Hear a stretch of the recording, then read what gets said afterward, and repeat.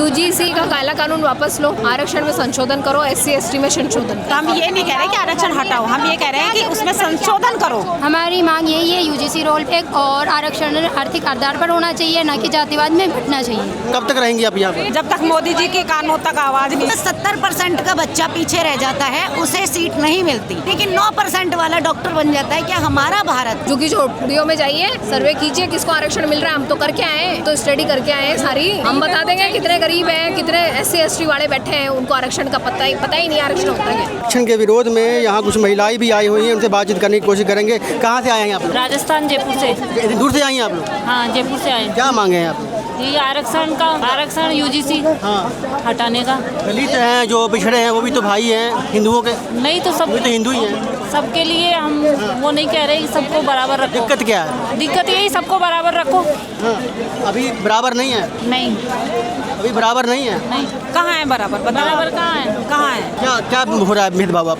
40% वाले बैठे हैं, 70 वाले जो पर उनको सुविधाएं नहीं मिल पाती हैं, अच्छे स्कूल नहीं मिल पाते हैं, कोचिंग में नहीं जा पाते हैं, तो ये भी कारण होता है। ऐसा कुछ नहीं होता है। हर पेरेंट्स अपनी तरफ से बच्चों को अच्छे से ही पढ़ाते हैं और बच्चे भी पूरी ही मेहनत करते हैं। तो हम ये नहीं कह रहे कि आरक्षण हटाओ, हम ये कह रहे हैं कि उसमें संशोधन करो, सबको समान करो। पैसे वालों के बच्चे तो विदेश में जाके भी पढ़ लेंगे, लेकिन ST SC में भी ऐसे लोग हैं जो गरीब हैं, तो उनको भी तो आगे बढ़ना के मौका मिलना चाहिए ना। तो संशोधन करो, ना कि हटाओ। तो मतलब रिफॉर्म की बात कर रही हैं? बिल्कुल, हाँ। तो अगर रिफॉर्म हो जाए तो आपको क्या लगता है कि आप लोगों के साथ फिर भेदभाव होना बंद हो जाएगा? हाँ, हो जाएगा ना। फिर इतना नहीं होगा ना कि भाई आप लोगों को फायदा क्या होगा? एक 80 नंबर रिफॉर्म लेकर आएंगे, मान के चलिए SC ST कम्युनिटी के अंदर में, तो फिर आप लोगों को फायदा क्या होगा? हम लोगों को ये होगा कि सब समान होते हैं ना। जब हमारे भी बच्चों के होंगे तो उनके भी बच्चों के नंबर बढ़ेंगे, दोनों समान होंगे। हमारे बच्चों को नौकरी मिलेगी तो उनके बच्चों को भी नौकरी मिलेगी। तो हम समानता चाहते हैं। अभी आप लोग वहीं से आई हैं? हम लोग जयपुर से आए हैं, राजस्थान जयपुर से। कब तक रहेंगी यहाँ पर आप लोग? हम रात को यहीं थे, होटल में रुके थे। मतलब अभी अब जहाँ पर आई हैं तो कब तक रहेंगी आप यहाँ पर? जब तक मोदी जी के कानों तक आवाज नहीं। तो मोदी योगी के विरोध में है क्या आप लोग? विरोध में नहीं है। मोदी जी ने जो ये कानून लगाया है ना, वो गलत लगाया है, उसके विरोध में है हम। भाई सबको समानता का अधिकार दिया जाए, उसके विरोध में है, मोदी जी के विरोध में नहीं। क्या नाम है आपका? मेरा किरण कंवर नाम है। मैं राष्ट्रीय करनी सेना से प्रदेश सचिव हूँ। कहाँ से आई हैं? मैं जयपुर राजस्थान से आई हूँ। क्या मांगे हैं आप लोग की अभी? हमारी मांग यही है, यूजीसी रोल पे और आरक्षण आर्थिक आधार पर होना चाहिए, न कि जातिवाद में बंटना चाहिए। यही हमारी मांगे हैं और जब तक हमारी मांगे पूरी नहीं होएगी, हम पीछे हटने वालों में से नहीं है, क्योंकि हम शतरानियाँ हैं। यही चीज़ें कहना चाहती हूँ मैं और माननीय नरेंद्र मोदी जी से कि हमारा विरोध आपसे नहीं है। आपने जो ये काला कानून हमारे खिलाफ आप सर्ण समाज के लिए लेके आए हैं, हम उसी के विरोध के प्रदर्शन के लिए आए हुए हैं। बिल्कुल शांतिपूर्वक यहाँ पे प्रदर्शन कर रहे हैं। हमारे किसी भी जातिवाद के लिए हम यहाँ नहीं आए। हम ये चाहते हैं यूजीसी को ख़त्म करके और आरक्षण आर्थिक आधार पर होना चाहिए, न कि जातिवाद में बंटना चाहिए। तो मोदी के विरोध में नहीं है आप? जी बिल्कुल नहीं।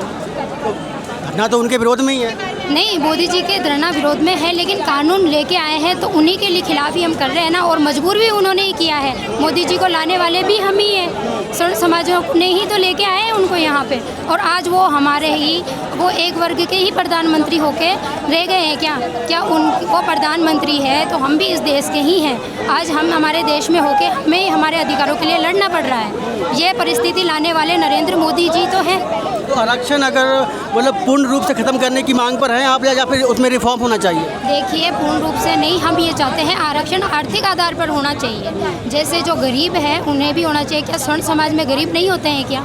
आप ये सोचिए कि स्वर्ण समाज वाले हैं, कोई ऑटो ड्राइवर है, उसका बच्चा डबल फीस भर रहा है, और जो कलेक्टर है ST SC से SC SC से, उनके बच्चे आरक्षण का लाभ उठा रहे हैं। तो ये कहाँ तक सही है? तो यही मोदी जी हैं, सवर्णों के लिए EWS लेकर आते हैं, 10% की व्यवस्था की गई है, तो उसका लाभ नहीं मिल रहा आप लोगों को? देखिए, ये सब चीज़ें हम तो यहाँ पे यूजीसी रोल और हमारे बच्चों का भविष्य खतरे में है। आज हम हमारे बच्चों के लिए आए हैं यहाँ पे, और जब आपको पता है, जब बात बच्चों की आती है तो मातृशक्ति भगवान से भी लड़ जाती है। तो ये सरकार क्या चीज़ है? यूजीसी का काला कानून वापस लो, आरक्षण में संशोधन करो, SC ST में संशोधन करो। यही मांग है और इसी मांग के लिए हम राजस्थान से दिल्ली आए। कहा जाता है कि ठाकुर तो सब कुछ अपना बार देते हैं, अपनी जान भी बार दी देश के लिए। अब जो है तो दलितों को आरक्षण मिल रहा है तो आप लोग सड़कों पर आ गए हैं। दलितों को ही तो आरक्षण नहीं मिल पा रहा है जिसको मिलना चाहिए। उनको आरक्षण मिल ही नहीं पा रहा है। मिल ही नहीं पा रहा है। सर्वे कीजिए, गांव में जाइए, झुग्गी झोपड़ियों में जाइए, सर्वे कीजिए किसको आरक्षण मिल रहा है। हम तो करके आए हैं, तो स्टडी करके आए हैं सारी। हम बता देंगे कितने गरीब हैं, कितने SC ST वाले बैठे हैं, उनको आरक्षण का पता ही नहीं आरक्षण होता है। तो आप लोग आरक्षण के विरोध में हैं या फिर मोदी योगी के विरोध में भी हैं? हम मोदी के विरोध में नहीं है, योगी के विरोध में नहीं है, मोदी के भी विरोध में नहीं है। स्वर्ण समाज हमेशा कोर वोटर रहा है बीजेपी का। पर ये जो काले कानून लाए जा रहे हैं हमारे बच्चों को भविष्य को बर्बाद करने के लिए, उसके लिए आवाज़ उठा रहे हैं और ये काला कानून हम आने नहीं देंगे। तो कब तक चलेगा आंदोलन फिर? जब तक सरकार नहीं मानेगी। धन्यवाद आपका। क्या नाम हुआ आपका? प्रिया चौहान, करनी सेना क्या मांग? से। एक बैसाखी दी थी पिछड़े लोगों को ऊपर लाने के लिए, है ना। अब एक IAS का बच्चा है, उसको आरक्षण की क्या ज़रूरत? एक नेता है, उसे आरक्षण की क्या ज़रूरत? पहले के ज़माने में हम ठाकुर लोगों पर ज़मीनें भी थी, राज भी करा करते थे। आज वो परिस्थिति नहीं है भारत की। जमीन तो अभी भी है, क्योंकि हम दे चुके हैं सारा सरकार को। ठीक है। आज जातिवाद को खत्म करके, सरकार को मेरे हिसाब से जातिवाद को खत्म करके आर्थिक स्थिति पर आरक्षण को लाना चाहिए। पर कई लोग ये कहते हैं कि अगर आरक्षण खत्म हो जाता है तो जो पिछड़ा है, अति पिछड़ा है, वो ऊपर कैसे आएगा, आगे कैसे बढ़ेगा? देखिए, बिछड़ा है, कौन बिछड़ा रह गया? एक IAS को आप बिछड़ा कहेंगे जो आरक्षण ले रहा है। और मैं आज देश को बढ़ाने की बात कहूँगी, 2 मुद्दे की मात्रा रखूँगी। मैं सिर्फ 2 मुद्दे की बात रखूँगी। जैसे कि मेरी बातों में आएगा, एक 70% का बच्चा पीछे रह जाता है, उसे सीट नहीं मिलती, लेकिन 9% वाला डॉक्टर बन जाता है। क्या हमारा भारत कमज़ोर रहेगा या मजबूत रहेगा?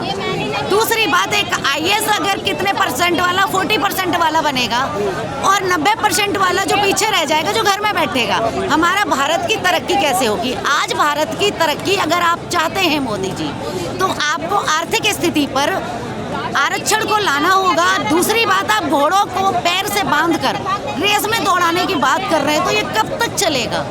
यानी जितने भी अभी SC ST OBC को आरक्षण मिल रहा है, पूरे को ख़त्म कर और सिर्फ एक ही आरक्षण होना चाहिए आर्थिक तौर पर। आर्थिक तौर पर, वो किसी भी जाति में।